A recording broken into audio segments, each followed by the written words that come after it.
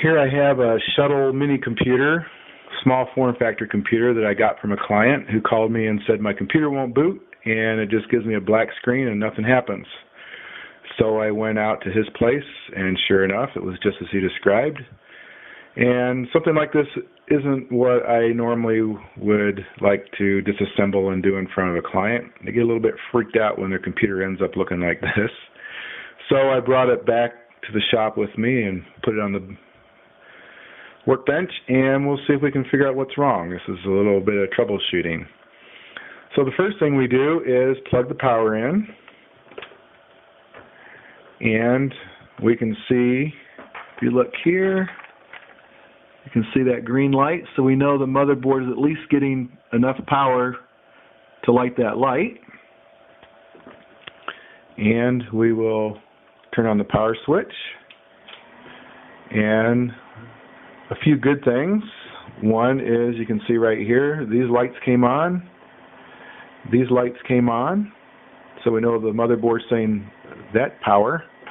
And you really can't see, but you can hear the computer fan whirring, the CPU cooling fan. So we know the motherboard is getting power from the power supply, so the power supply isn't dead. Now I do have a standalone power supply tester, but I usually try these sort of things first so I don't have to unplug everything and plug it in. So we've got a couple of things going on here. One, most people, if you've used a computer for a while, know that once things start whirring and humming, after a little bit you hear a beep, and that lets you know that the computer's starting its posting process. Post stands for Power On Self-Test, and basically the BIOS is this little chip that interfaces between the motherboard and all the components, goes through and checks video and memory and all that sort of thing to make sure your computer is configured to at least try to boot. And we're not getting any beep, so we know that something is wrong there. And also, we're getting nothing on the video. So he told me it was just a black screen, and sure enough, here's the monitor, and you can see at the bottom center an orange light. That should turn green, and we should start seeing text on the video screen or image, and we don't. So we've got power, we've got fans, but that's as far as it goes. So we have to do some more troubleshooting here. It's a little more in depth. So let's turn it off. I'll press the power button. Doesn't turn off. So I press and hold. Usually on a PC, if you press and hold the power button for a few seconds, it shuts off. But I can tell you from prior experience here, I can sit here for 5 minutes and the computer will not turn off. So the only way to turn this computer off is to actually unplug the power cable.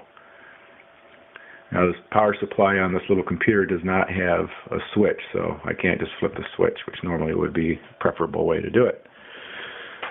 So we've got something suspicious here. The computer will not shut off, so for some reason it's reading the switch to power on, but it's not reading the power off signal.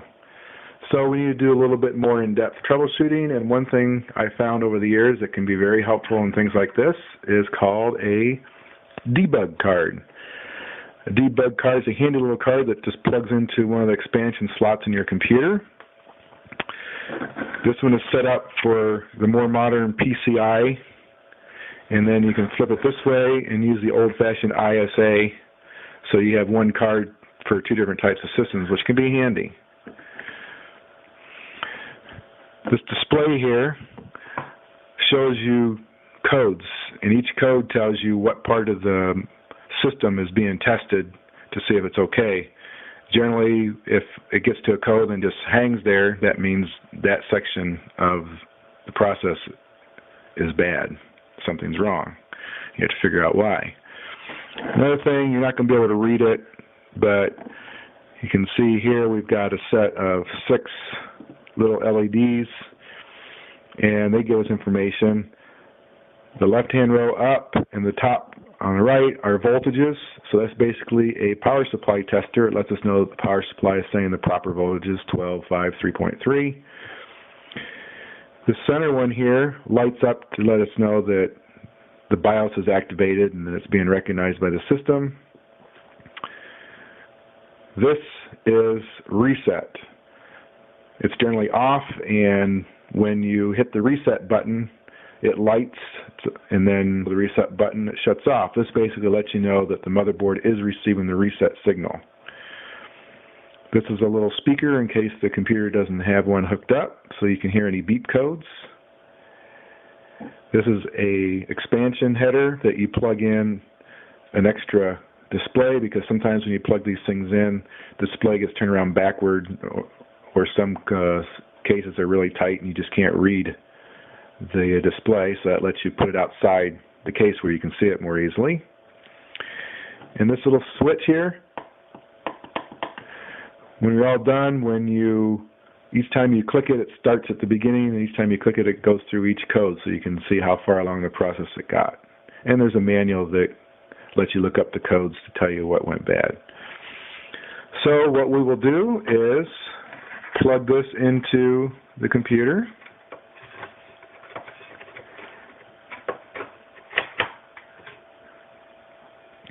Plug the power on, in.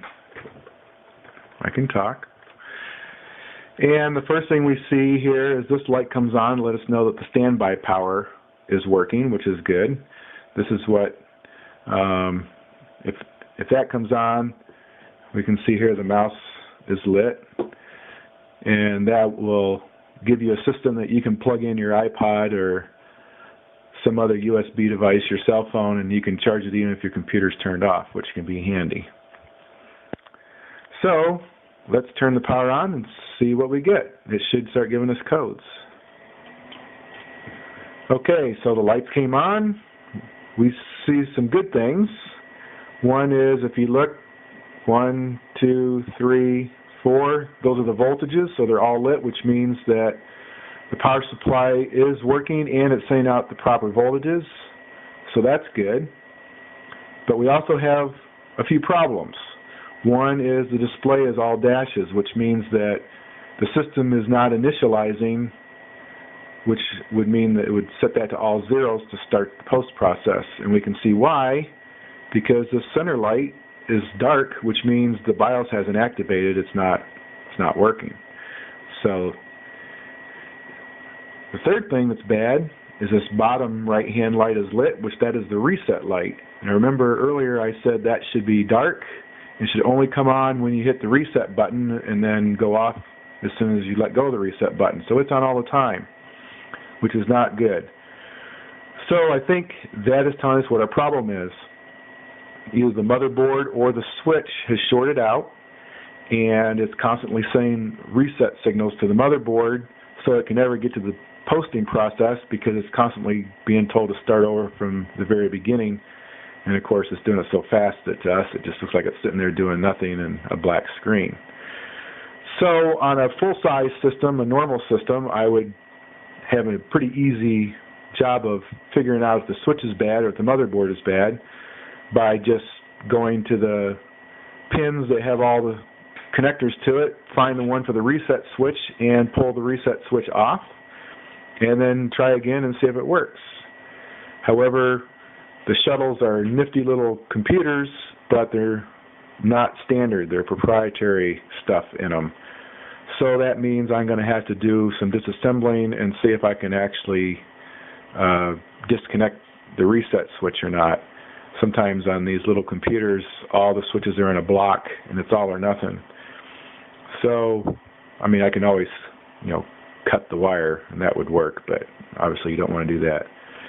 So that is a little video to kind of show you how a debug card can help you determine what is wrong with a system that won't boot.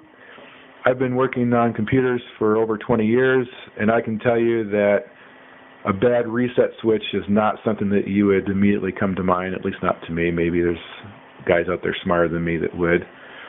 But something like this would probably take a lot longer to figure it out without the card. And a lot of times you may have never figured it out, just, throw away the computer and do a new one because it won't boot.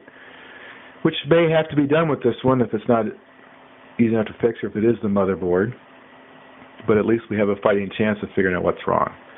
Hope this helped. Hope it was handy, and good luck.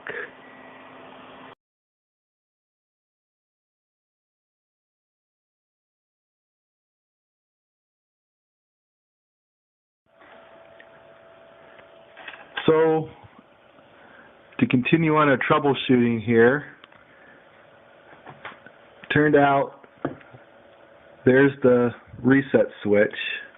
It was hot glued in there, and it goes into this harness, which in turn goes down. It's kind of hard to see.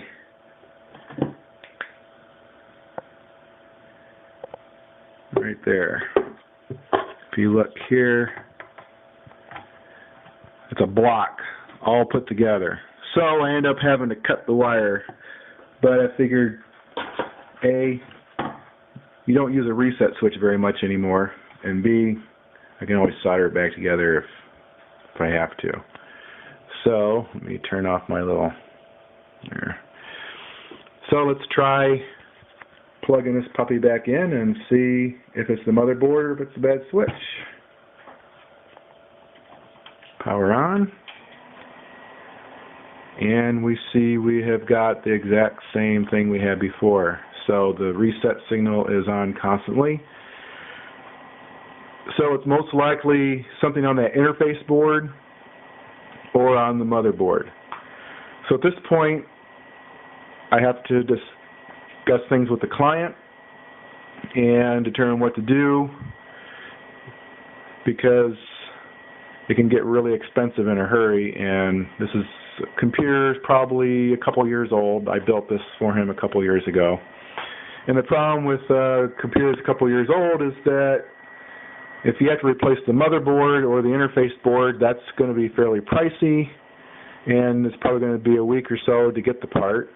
Then it's going to be my labor to completely disassemble the whole thing down to bare metal and then completely rebuild it just like I did the first time. And again, it's labor, and when you're paying somebody to do it, that can add up quick. If you're doing it for yourself, depends on how much you value your time, or if you have the time to do it, then it's free. So at this point, we know that the reset switch is not the problem, and it's probably going to be something expensive. So this system will probably not be repaired, but I can pull the CPU because it's fairly new, the memory, the hard drive, the DVD drive, and all that kind of stuff, and use that to build a new system without having to completely buy everything brand new. So it won't be as bad as it could be. If it was 4 or 5 years old, then that'd be a whole different story.